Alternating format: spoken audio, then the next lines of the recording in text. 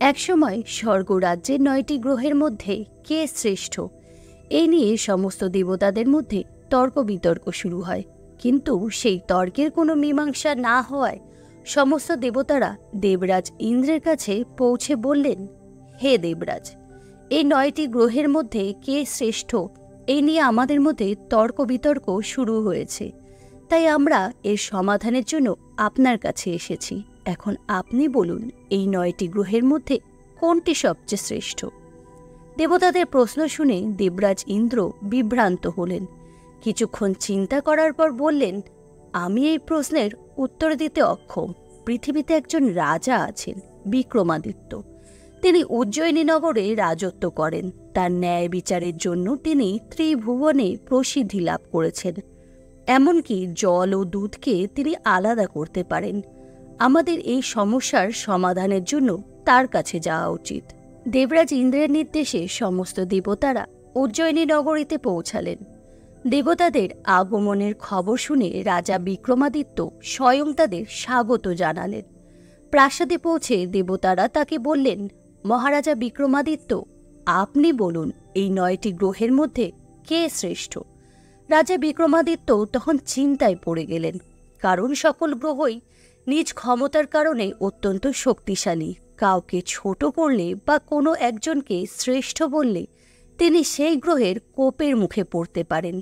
তারপর রাজা বিক্রমাদিত্য এর সমাধানের জন্য একটি উপায় বার করলেন।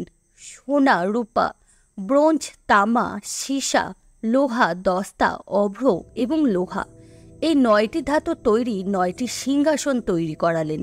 ধাতুগুলোর বৈশিষ্ট্য অনুসারে তিনি একটির পিছনে আরেকটি আসন সাজালেন এবং দেবতাদের নিজ নিজ সিংহাসনে বসতে বললেন।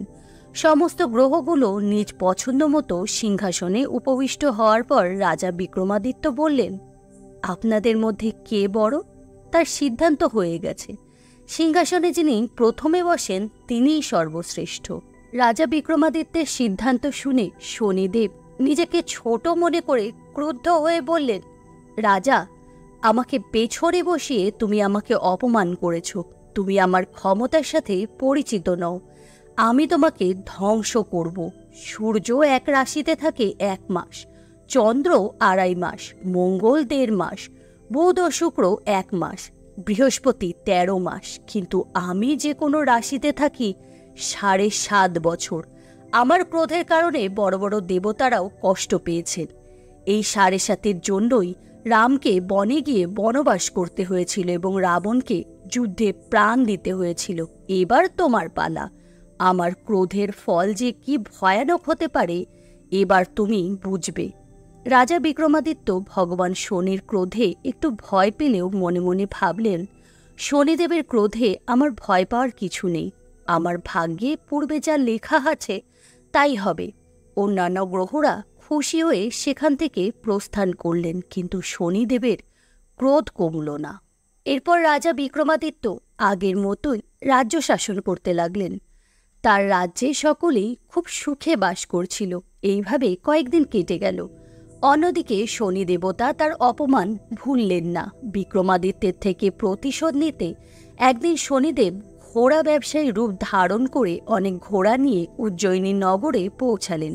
রাজা বিক্রমাদিত্যের রাজ্যে এক ঘোড়া ব্যবসায়ীর আগমনের খবর শুনে তার সৈনিকদের জন্য ঘোড়া কিনতে তিনি অশ্বপালকে সেখানে পাঠান।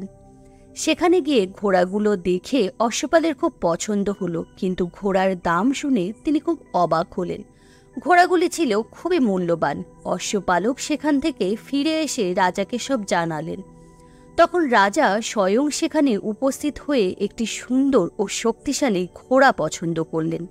ঘোড়াটি কেমন তা দেখার জন্য রাজা ঘোড়ায় চললেন। ঠিক তখনই ঘোড়াটি বিদ্যুতের বেগে ছুটতে লাগল। তারপর ঘোড়াটি রাজাকে অনেক দূরে একটি গভীর জঙ্গলে ফেলে রেখে কোথাও চলে গেল। রাজা তার রাজ্যে ফিরে যাওয়ার জন্য বনে ঘুরে বেড়াতে লাগলেন, কিন্তু পথ খুঁজে পেলেন না। ক্ষুধার্ত ও তৃষ্ণার্ত অবস্থায় অনেক ঘোরাঘুরির পর তিনি একজন রাখালের দেখা পেলেন। রাজা তার কাছে জল চাইলেন। জল পান করার পর রাজা রাখালকে তার আংটি দিলেন। তারপর তার দেখানো পথ অনুসরণ করে রাজা সেই জঙ্গল থেকে বেরিয়ে গেলেন। এরপর তিনি একটি দোকানে বসে কিছুক্ষণ বিশ্রাম নিলেন। সেই ব্যবসায়ী রাজার কাছে তার পরিচয় জানতে চাইলে তিনি বললেন তিনি উজ্জয়িনী নগরের বাসিন্দা। রাজা কিছুক্ষণ দোকানে বসে থাকার পর ওই দোকানে অন্য দিনের তুলনায় অনেক বেশি কেনাবেচা হলো। ওই ব্যবসায়ী ভাবলেন রাজা তার দোকানে আসায় আজ তার কেনাবেচা বেশি হয়েছে, তাই তাকে আপ্যায়নের জন্য নিজের বাড়িতে নিয়ে গেলেন। ওই ব্যবসায়ীর বাড়িতে খুঁটিতে একটা সোনার গয়না ঝুলছিল। রাজাকে ওই ঘরে একা রেখে ব্যবসায়ী কিছুক্ষণের জন্য বাইরে চলে গেলেন। এরপর এক আশ্চর্য ঘটনা ঘটল। খুঁটি থেকে সেই গয়নাটি একা একাই অদৃশ্য হয়ে গেল। ওই ব্যবসায়ী এই বাড়িতে এসে গয়নাটি না দেখে ভাবলেন রাজা নিশ্চয়ই এটি চুরি করেছেন, কারণ সে ছাড়া ওখানে আর কেউ ছিল না। তখন তিনি তার চাকরদের বললেন, ওই লোকটিকে দড়ি দিয়ে বেঁধে রাজার কাছে নিয়ে চলো। সেই রাজ্যের রাজা বিক্রমাদিত্যকে ওই গয়নার সম্পর্কে জিজ্ঞাসা করলে তিনি বললেন, একটি খুঁটির মধ্যে গয়নাটি একা একাই গায়েব হয়ে গেছে, আমি সেটি চুরি করিনি। এতে রাজা রেগে গেলেন এবং চুরির অপরাধে বিক্রমাদিত্যের হাত পা কেটে ফেলার নির্দেশ দেন। ফলে রাজা বিক্রমাদিত্যের হাত পা কেটে রাস্তায় ফেলে রাখা হলো। কয়েকদিন পর একজন তৈল ব্যবসায়ী সেই পথ দিয়ে যাচ্ছিলেন। অসহায় বিক্রমাদিত্যকে দেখে তার খুব করুণা হয় এবং তিনি তাকে নিজের বাড়িতে নিয়ে যান।